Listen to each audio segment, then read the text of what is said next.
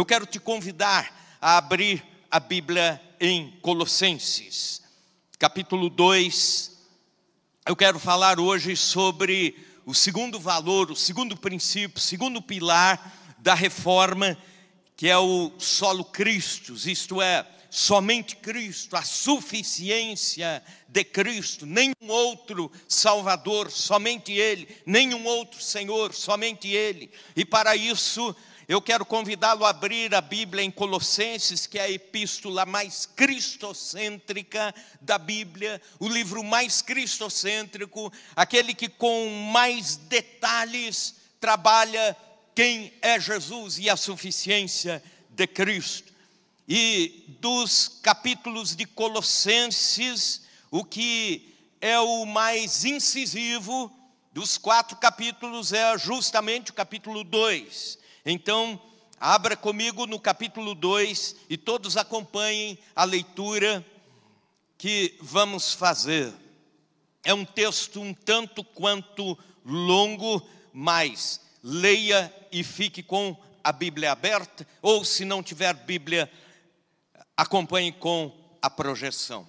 Diz assim o texto, Paulo, inspirado pelo Espírito, falando aos irmãos da igreja de Colossos: gostaria, pois, que soubesseis quão grande luta venho mantendo por vós, pelos laodicenses e por quantos não me viram face a face, para que o coração deles seja confortado e vinculado juntamente em amor, e eles tenham toda a riqueza da forte convicção do entendimento para compreenderem plenamente o mistério de Deus, Cristo, em quem todos os tesouros da sabedoria e do conhecimento estão ocultos. Assim digo, para que ninguém vos engane com raciocínios falazes.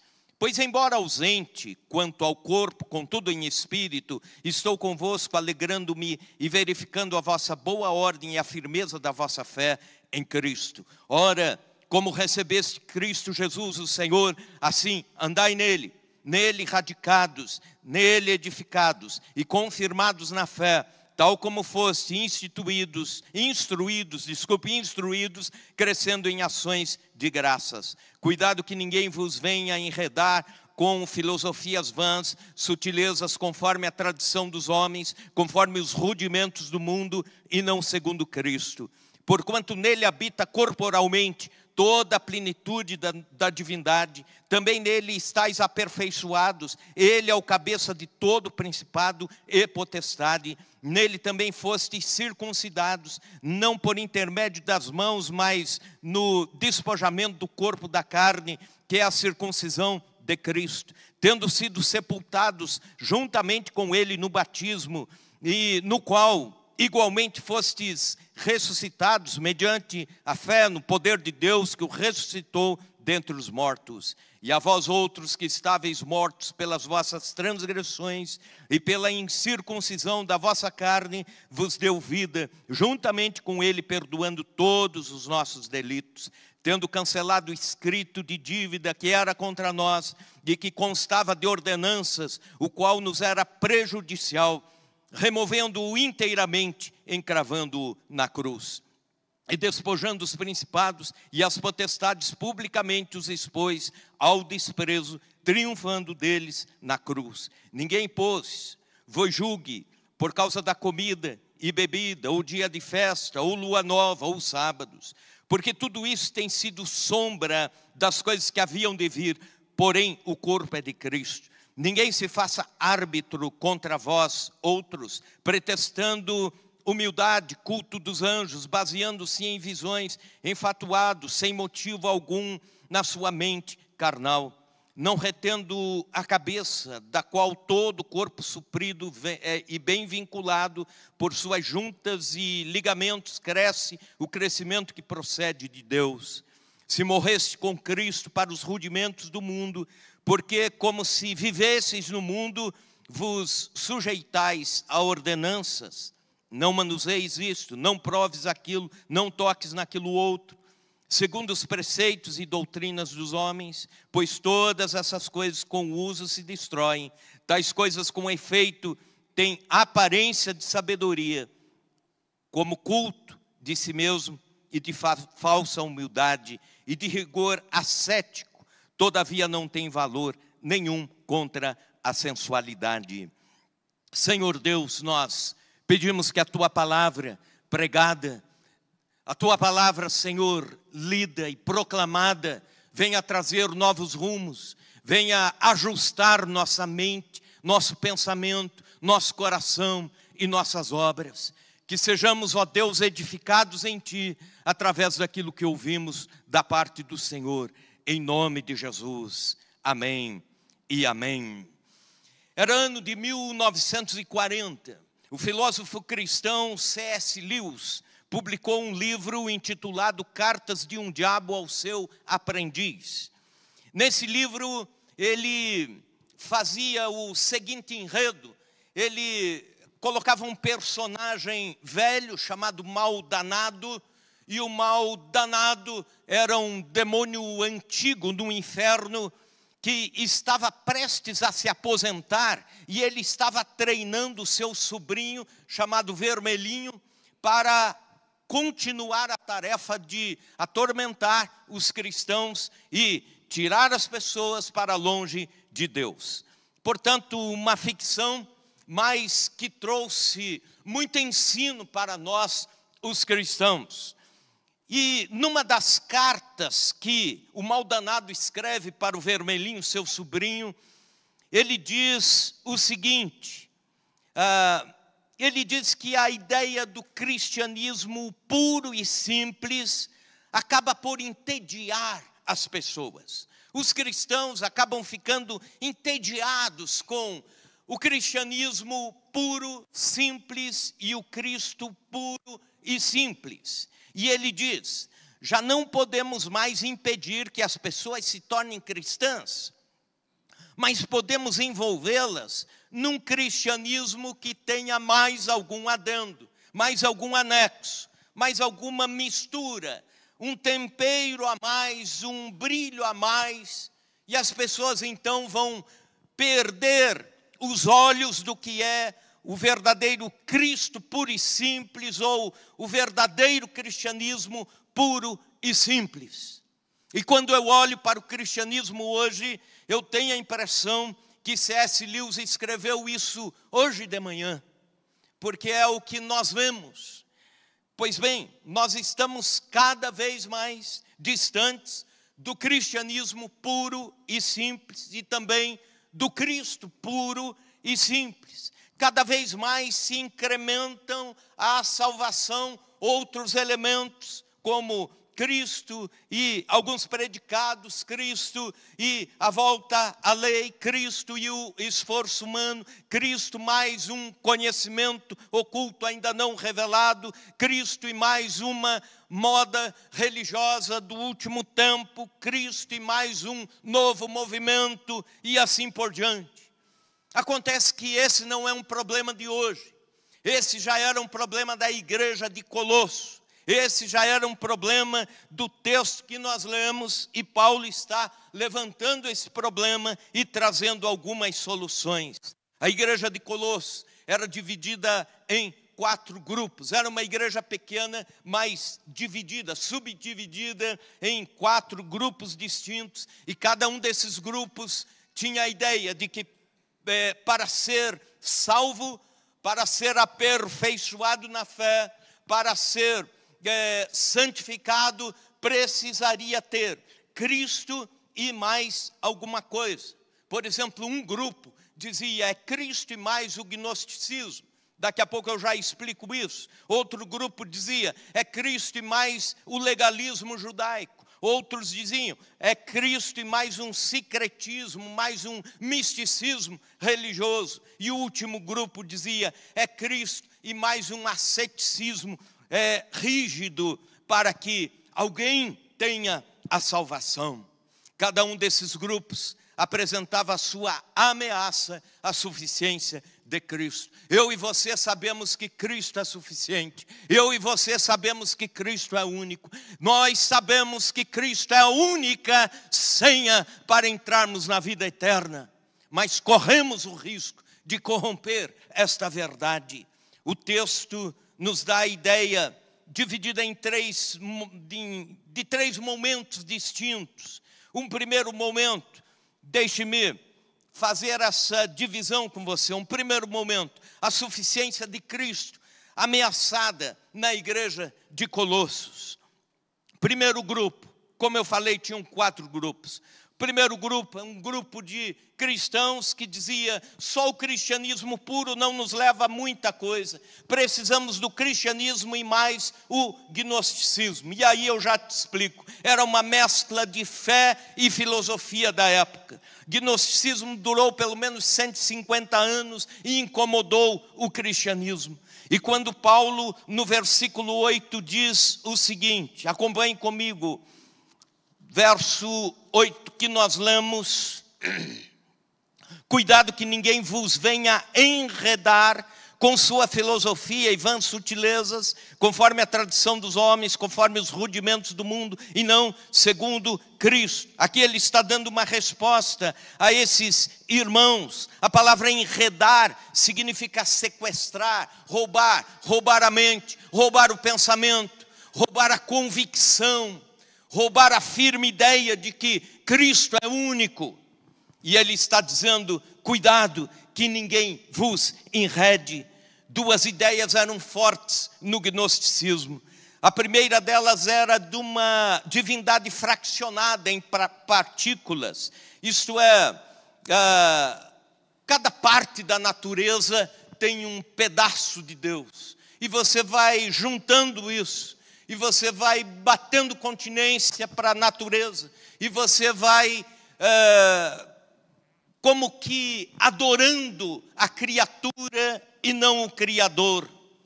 Eles tinham a ideia, por exemplo, de que haviam os chamados rudimentos do mundo, que eram as forças da natureza, água, fogo, vento, terra, e eles chamavam isso de rudimentos do mundo. E Paulo está dizendo exatamente isso. Ninguém vos venha enredar com a sua filosofia vã, sutil, conforme a tradição dos homens, conforme os rudimentos do mundo, e não segundo Cristo. E aí ele dá uma resposta a esse pensamento no versículo 9, dizendo: porquanto nele habita corporalmente toda a plenitude da divindade. Em outras palavras, nós vemos a revelação de Deus na natureza, mas a plenitude de Deus nós encontramos em Cristo Jesus. Nele habita toda a divindade. É a resposta do apóstolo Paulo. Também uma outra ideia que era muito comum nesse grupo é que havia um conhecimento escondido em algum lugar, não revelado, um chamado tesouro de sabedoria, e quem encontrasse esse tesouro de sabedoria teria a perfeição em Deus. Seria como se Jesus estivesse num segundo plano, e dentro deste mesmo caminho do cristianismo haveria um conhecimento a mais, haveria alguma coisa não encontrada ainda. Alguns diziam que era um livro, outros diziam um tesouro de sabedoria. Quem o encontrasse teria uma revelação maior de Deus, teria uma revelação mais abundante a respeito de Deus. Há alguns respingos desse pensamento entre alguns cristãos que pensam isso. Não está bom viver só com Cristo, não está bom viver só o cristianismo puro, da oração, da palavra, da vivência, da rotina cristã. Eu preciso de uma sensação a mais, eu preciso encontrar algo a mais, eu preciso. E por causa disso, pessoas têm ido de igreja em igreja, têm ido de lugar em lugar, têm ido buscado, e alguns até entrado em enroscos na sua fé, em busca de algo mais. E Paulo dá a resposta no versículo 2 e no versículo 3, veja comigo: para que o coração deles seja confortado e vinculado juntamente em amor, e eles tenham toda a riqueza da forte convicção, do entendimento, para compreenderem plenamente o mistério de Deus. Quem? Cristo, em quem todos os tesouros da sabedoria e do conhecimento estão ocultos. Entendeu isso? Se você encontrou Cristo, você encontrou tudo. Se você encontrou Cristo, você encontrou o máximo que poderia ter encontrado. Não há nada mais a ser revelado com respeito à salvação do ser humano, com respeito à relação com Deus. Encontrou Cristo, encontrou tudo. É o que Paulo está dizendo.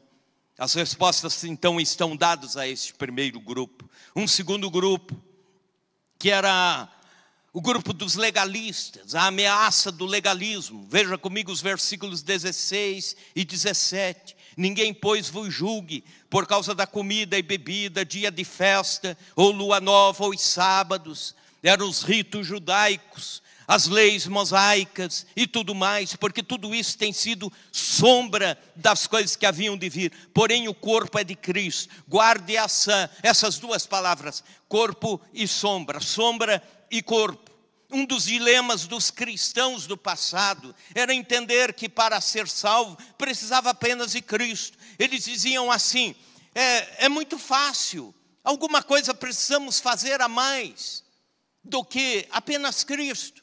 Precisamos então fazer sacrifícios, e aí a volta ao rito judaico. Ou então precisamos nos autoflagelar, ou precisamos seguir rigidamente as leis da circuncisão, da guarda do sábado, do olho por olho, dente por dente.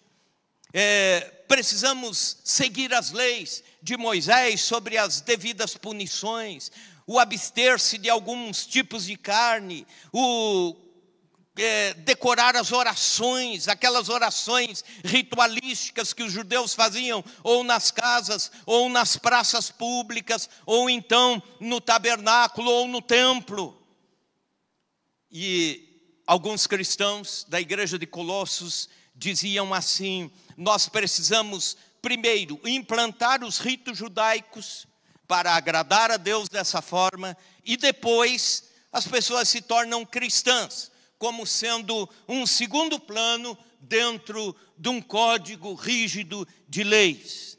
E Paulo aqui usa uma figura interessante. No versículo 17, ele diz o seguinte, tudo isso era a sombra. A lei do Velho Testamento era a imagem daquilo que um dia seria realidade. Hoje eu e você, na graça de Cristo, em Cristo vivemos a realidade da comunhão com Deus. Todo o Velho Testamento, principalmente os primeiros livros, eram preparos para aquilo que viria. Aquilo que um dia seria a realidade que nós vivemos hoje, da nossa comunhão com Deus através de Cristo, o sacrifício supremo, o sacerdote supremo, aquele que na cruz do Calvário já pagou toda a dívida do pecado com o maior de todos os sacrifícios. Portanto, Paulo está dando essa resposta. E quando ele usa essa figura sombra e corpo, eu imagino que ele está fazendo menção a um livro de Platão, escrito 370 anos antes de Cristo, a República, onde ele diz o seguinte, o Platão escreve da seguinte forma, de que alguns homens estavam presos numa caverna, eles estavam presos, algemados, e não podiam olhar para trás. A caverna tinha uma fenda, que entrava um feixe de luz, e eles ficavam todos virados para um paredão. E eles ficavam brincando com as mãos e vendo as sombras. E o movimento das sombras, e durante anos vendo sombra, mexendo o corpo, mas vendo a sombra, se divertindo com a sombra, assistindo a sombra. Eles não sabiam mais o que era sombra, o que era realidade.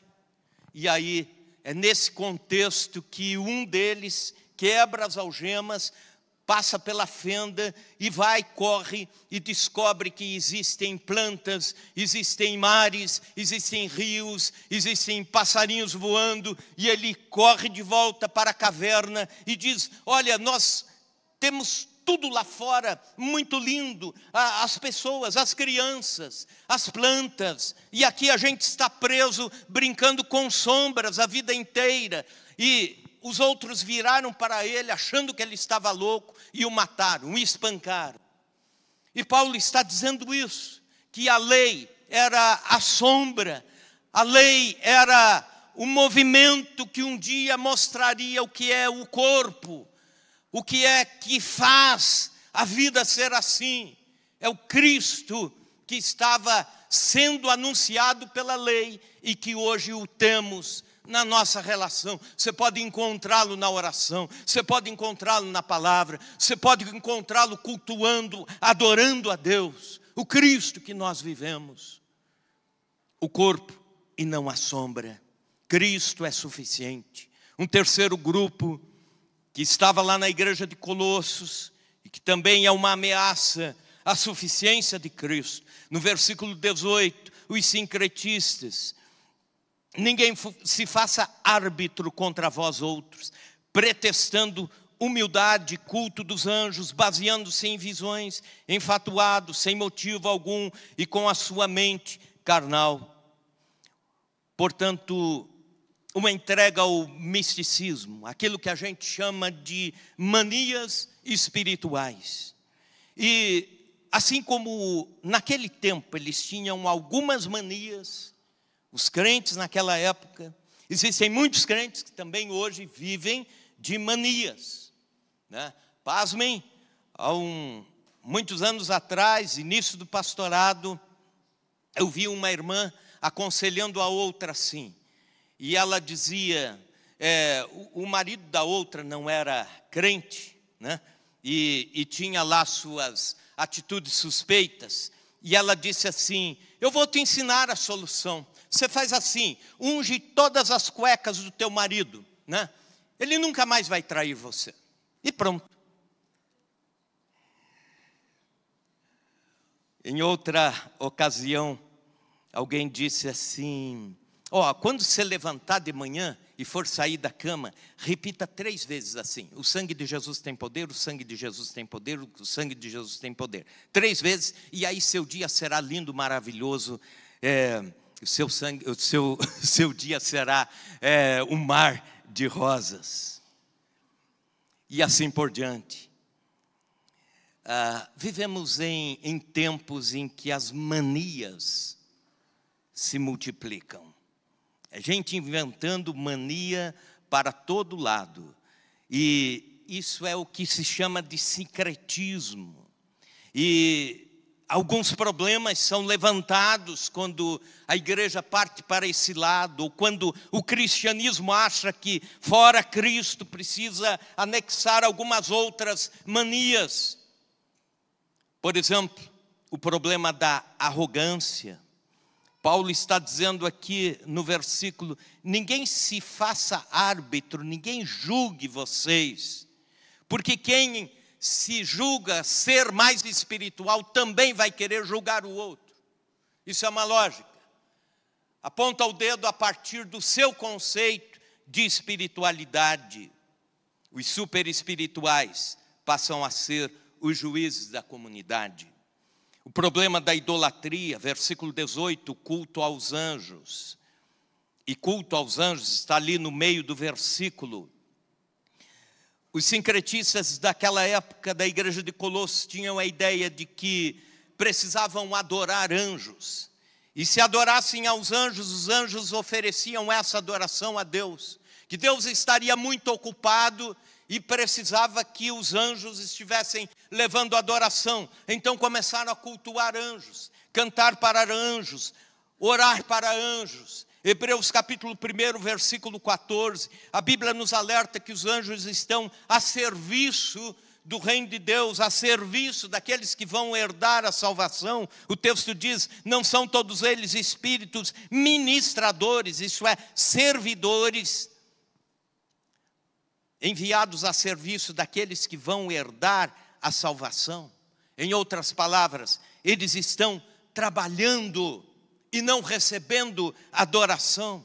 E Apocalipse 22, 8 e 9, o apóstolo João, quando tem o desfecho da visão apocalíptica, ele cai de joelhos diante do anjo que está dialogando com ele, e o anjo prontamente o levanta e diz, não faça isso, não faça isso, não me adore, somente Deus merece toda adoração.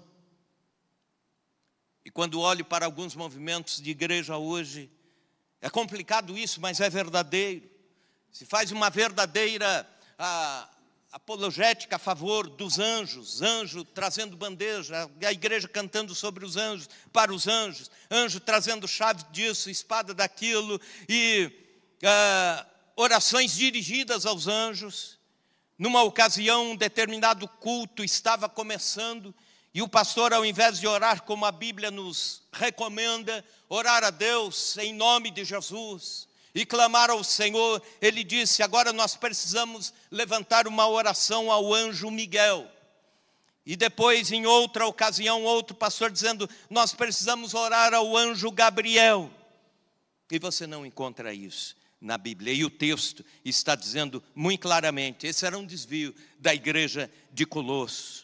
O problema da deformidade também com este grupo, versículo 19, e não retendo a cabeça, do qual todo o corpo suprido, bem vinculado pelas juntas e ligamentos, cresce o crescimento que precede de Deus. Todas as manias prejudicam a unidade da igreja. A unidade da igreja fica abalada quando existem manias ou competições de espiritualidade. Quem é mais espiritual? Quem tem uma linguagem mais espiritual? Quem tem uma vida mais espiritual? Quem faz a propaganda de que é mais espiritual do que quem? E quando isso acontece, o corpo fica deformado. Deus diz, o corpo espiritual da igreja, o cabeça é Cristo, mas do cabeça para baixo, as ligações, os nervos, os tendões ficam dispares, enfraquecidos, e o corpo não está bem alinhado. É isso que Paulo está dizendo no versículo 19. O quarto e último grupo trazia a ameaça do asceticismo, versículos 20 a 23. Se morresse com Cristo para os rudimentos do mundo, porque ainda como se vivesses no mundo, vos sujeitais a ordenanças, não manuseis isso, não prove aquilo, não toques naquilo outro, segundo os preceitos e doutrinas dos homens, pois que todas essas coisas com o uso se destroem, tais coisas com efeito têm aparência de sabedoria, como culto de si mesmo e de falsa humildade, de rigor ascético, todavia não tem algum valor contra a sensualidade. Trata-se aqui da religião do não pode isso, não faça aquilo, não coma aquilo, não convém isso, não é lícito aquilo outro, ou é proibido fazer isso, é proibido fazer aquilo. O asceticismo produz escravidão, e Paulo está dizendo isso no versículo 20. Vocês ainda estão escravos, como se vivessem no mundo ainda, no pecado, onde tinham que ter muito claramente a lei dos homens, e não a lei da consciência ou a lei do Espírito, para reger a vida. E aí as ordenanças geram culpa, e a culpa gera mais distância de Deus, e assim por diante. O Evangelho é o Evangelho da graça. E quando nos encontramos com isso, nós sabemos, através do Espírito de Deus que está em nós, aquilo que agrada a Deus e aquilo que não agrada a Deus. Um novo convertido sabe quando ele desagrada a Deus ou não. Não é preciso um fiscal ficar ali do lado. Ele sabe, ele tem a consciência. O Espírito está trabalhando. O Espírito Santo está agindo. O Espírito Santo está ministrando conserto, acerto, ajuste na vida. Também o problema do asceticismo é que proíbe o que Deus não proíbe. Versículo 22, segundo os preceitos e doutrinas dos homens.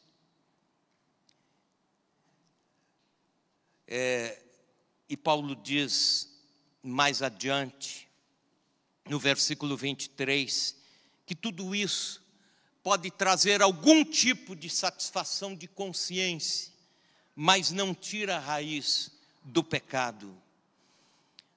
Alguns anos atrás, um jovem disse assim: pastor, eu quero agradar muito a Deus e fiz um voto com Deus.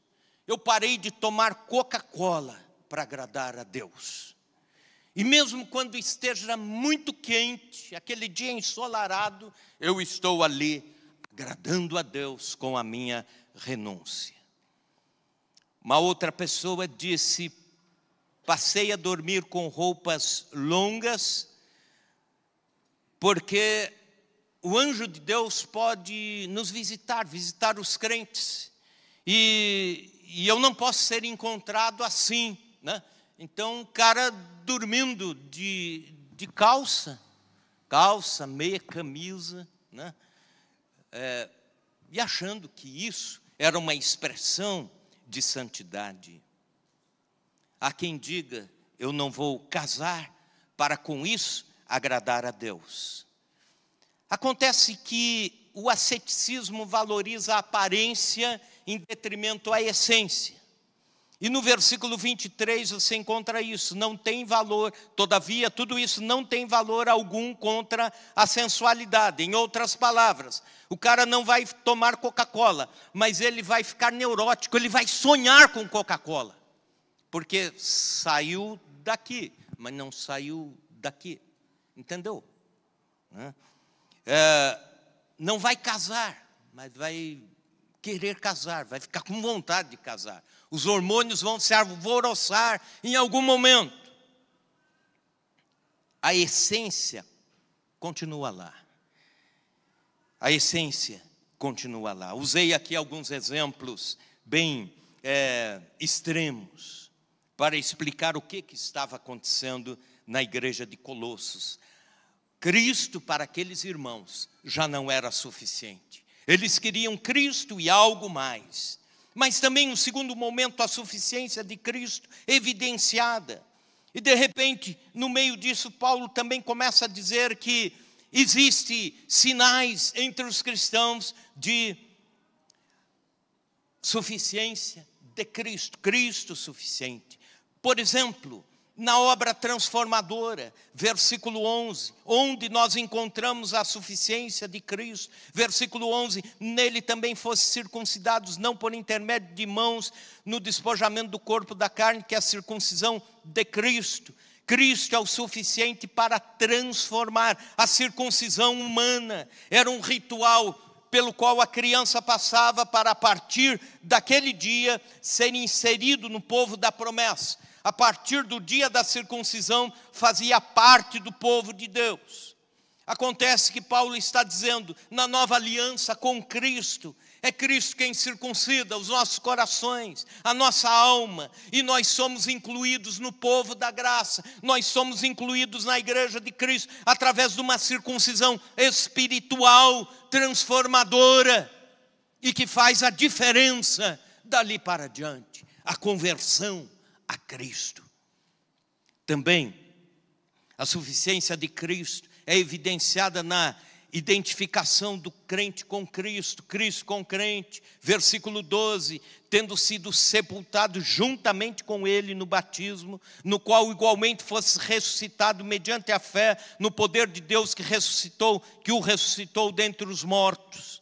O batismo, a palavra batismo, até alguns séculos atrás, até ainda antes do cristianismo, não era uma palavra religiosa, não era uma palavra do meio religioso, era uma palavra que vinha do meio artesanal da época. A ideia era misturar duas substâncias sem volta, que não desse para desmisturar de volta. Por exemplo, a ideia de, se você misturar água e óleo, você consegue ainda tirar o óleo depois e a água. Com muito jeito dá para você saber porque não se misturaram. Agora, se misturar água e álcool, aí você não consegue mais. Se misturar álcool e gasolina, você não consegue mais desmisturar. A ideia de uma mistura sem volta. E quando a Bíblia fala em ser batizado em Cristo, não está falando do ritual, está falando de uma inserção em Cristo sem volta. Você encontra Cristo, Cristo passa a fazer parte da sua vida, você passa a fazer parte da vida de Cristo, isso sem volta, não há mais como desvincular. Por exemplo, a expressão batismo no Espírito Santo é uma inserção no Espírito Santo sem volta. Unir para não voltar mais, unir para juntos serem misturados para sempre.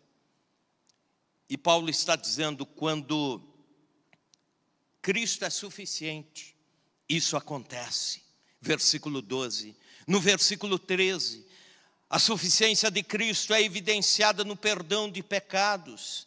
Veja comigo, e vós outros que estáveis mortos pelas vossas transgressões e pela incircuncisão da vossa carne, vos deu vida juntamente com ele, perdoando todos os nossos delitos. Cristo é suficiente para perdoar, e se alguém é perdoado em Cristo, isso é um sinal de suficiência de Cristo na sua vida. Então você, irmão, irmã, que tem os seus pecados perdoados em Cristo, se alegre nisso. Cristo é suficiente para você. Você precisa de Cristo, e não mais de Cristo e mais uma penitência para perdão dos pecados. Cristo perdoa, mas eu preciso de uma autoflagelação para que a minha consciência esteja bem. Ou então, Cristo perdoa, mas eu continuo carregando a culpa que eu mesmo tenho sobre o meu pecado. A autopunição e assim por diante. Não, Cristo é suficiente para perdoar. Também é evidenciada no cancelamento da dívida. Versículo 14, tendo cancelado o escrito de dívida que era contra nós, o que constava de ordenanças, o qual nos era prejudicial, removeu-o inteiramente, encravando-o na cruz. O que era o escrito de dívida? Escrito de dívida era quando um cidadão que cometia um crime ia para ser crucificado no Império Romano, como Jesus foi crucificado. Milhares de outros foram crucificados, e muitos criminosos de guerra e assim por diante, eram crucificados. Mas para que alguém que estivesse passando olhasse para a cruz e quisesse saber o porquê aquela pessoa estava morrendo, porquê aquele homem foi condenado, por cima da cabeça, na cruz, ficava uma plaquinha.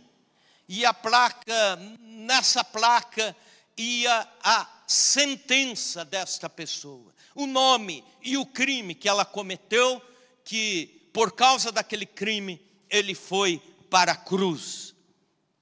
Portanto, a acusação judicial, acusação oficial, ia sobre a cabeça, em cima da cabeça, numa plaquinha, a plaqueta que ia em cima da cruz.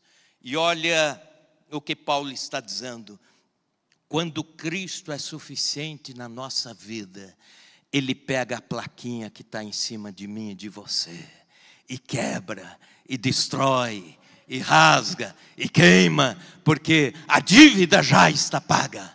Aleluia! A dívida de pecado já está paga. Jesus já levou para a cruz. Ele já queimou a placa. Cristo é suficiente para nos justificar. Cristo é suficiente para neutralizar, para queimar a plaquinha. Mas agora, diz Paulo, nenhuma condenação há para os que estão em Cristo. Aleluia! Também é evidenciada pelo triunfo. Veja bem, versículo 15. E despojando os principados e as potestades, publicamente os expôs ao desprezo, triunfando deles na cruz. E aqui ele está dando também uma resposta aos cristãos daquele grupo dos místicos que eu falei, que eles entendiam a fé como uma batalha dualista, que Deus estava em pé de igualdade lutando contra Satanás, Satanás contra Deus, e que as forças do inferno, os demônios, podiam em algum momento te tirar de volta do plano de salvação, da presença de Deus, e aí havia mais interesse, ou mais zelo, ou mais curiosidade em conhecer as forças do mal do que as forças do bem. Havia mais medo das coisas do diabo, havia mais medo de demônios do que alegria em adorar a Deus. E Paulo está dizendo com isso que quando Jesus vai à cruz do Calvário, ele na cruz derrota todas as forças de Satanás. E ele, despojando os principados, quer dizer, tirando as armas dos principados e das potestades, publicamente os expôs ao desprezo, triunfando deles na cruz. Triunfo era o cortejo de um exército vitorioso. Quando Roma ganhava uma batalha e o exército voltava da batalha, eles entravam pela cidade de Roma, entravam pela capital, sendo aplaudidos. E nesse cortejo havia honras aos generais, aos soldados que deram parte da sua vida pela nação. E Paulo está dizendo isso na cruz do Calvário. Jesus já destronou, já desarmou demônios, potestades e principados. Então é só Cristo. Ame a Cristo. Cristo é suficiente na batalha espiritual. Mas também, em último lugar, a suficiência de Cristo e os seus efeitos. Num terceiro momento, e observe que em todos os textos do Novo Testamento, nas epístolas, nós não encontramos a expressão com Cristo, mas em Cristo. Nós somos salvos em Cristo, somos perdoados em Cristo, nós andamos em Cristo, somos justificados em Cristo. A ideia de unir-se a Cristo, não apenas a companhia de Cristo, não apenas aquela ideia, vai com Deus ou fica com Deus, não. A ideia de nós já estamos juntos com Ele, nós já estamos nele, e sem volta, e sem como tirar isso. E quando você vê alguns dos versículos aqui, você vai entender por que eu estou dizendo isso. Os efeitos da suficiência de Cristo. Quando Cristo é suficiente na igreja, quando Cristo é suficiente na sua vida, algumas coisas são interessantes. Por exemplo, você se submete ao senhorio de Cristo. Versículo 6. Naturalmente, Cristo é Senhor da sua vida. Ora, como recebeste Cristo Jesus, o Senhor, andai nele. Recebeu Cristo como Senhor, Ele é o suficiente. A palavra Salvador, referindo-se a Cristo, aparece 22 vezes na Bíblia. Mas sabe quantas vezes aparece Jesus sendo chamado de Senhor? 650 vezes. Isso significa que Ele só será Salvador de quem Ele for Senhor. Essa ordem nunca vai ser invertida. Ele é suficiente na vida do cristão. E a partir do momento do seu encontro com Cristo, Ele é Senhor absoluto na sua vida. Também, outro efeito da suficiência de Cristo. O cristão que tem Cristo como suficiente, anda em Cristo. Versículo 6 ainda. Ora, como recebeste Cristo Jesus, andai, assim andai nele. Andar em Cristo. Essa palavra significa o andar disciplinado. O andar do soldado junto com o seu exército. O andar com a igreja de Cristo. O andar em Cristo. O andar expondo no seu andar as verdades do Evangelho, a sua caminhada com Deus. Versículo 7, lança raízes em Cristo, nele radicados. Essa palavra tem a ver com raiz entrando na terra. Quando Cristo é suficiente, você ama Cristo e você lança raízes em Cristo, e você vive para Cristo e começa a viver radicalmente em Cristo. A analogia é perfeita de uma árvore que recebe raízes, e as raízes lhe trazem a força suficiente para a árvore crescer e frutificar. Mas ainda no mesmo versículo 7, ele usa outra expressão: nele radicados e nele edificados, falando agora da arquitetura, a construção de um prédio, e o fundamento é Cristo, as paredes se erguem a partir de Cristo. Se Cristo é o fundamento, todas as outras partes da construção estarão seguras. Ele é o alicerce. E o versículo ainda termina dizendo: e confirmados na fé, tal como fostes instruídos, crescendo em ações de graça. Ele usa duas palavras aqui, instruídos e confirmados. A ideia de um aluno que é instruído, ensinado, e aí chega o dia da prova, ele vai fazer prova. A prova é a confirmação de que ele aprendeu ou de que não aprendeu aquela matéria. E Paulo está dizendo isso: em Cristo nós aprendemos e somos provados e aprovados, somos confirmados nele. Aleluia. Agora, concluindo, terminando, volte para o versículo 1. Gostaria que, pois que soubesses quão grande luta venho mantendo por vós e pelos laodicenses, e por quantos não me viram face a face. E aí, a partir de então, versículo 2 até o 23, ele fala da suficiência de Cristo. Ele está dizendo, para mim, falar da suficiência de Cristo para vocês de Colosso e para os crentes de Laodiceia, está sendo uma agonia. É essa palavra traduzida, agona, proclamação urgente, proclamação de agonia da alma. Se Cristo não é o suficiente, que cristianismo nós temos? O que então será suficiente? Qual é a próxima invenção que precisamos ter para ter a nossa relação com Deus garantida? Cristo é suficiente. E quando eu vejo essa palavra de Paulo, eu tenho agonia, grande luta venho mantendo. Agona, luta. Eu vejo que a igreja, nos nossos dias, precisa proclamar urgentemente que Cristo é suficiente para as nossas vidas.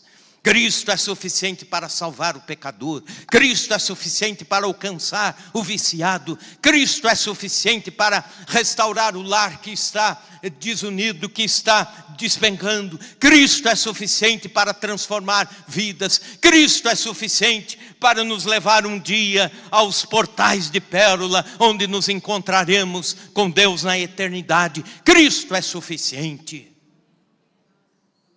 Isso é urgente para nós como igreja. Vamos ficar em pé?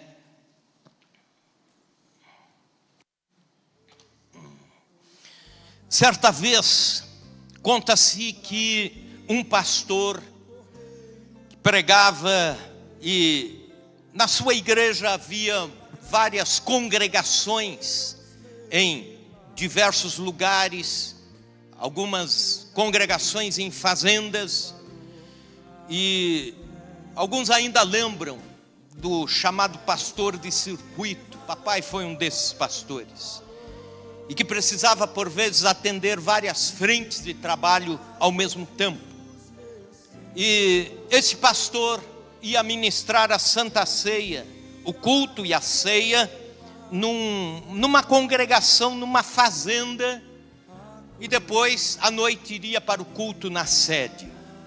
Começou o culto e um menininho pequeno de, assim, poucos anos de idade, chegou e puxou a calça do pastor e disse: pastor, hoje eu quero cantar um hino, hoje eu quero cantar um cântico.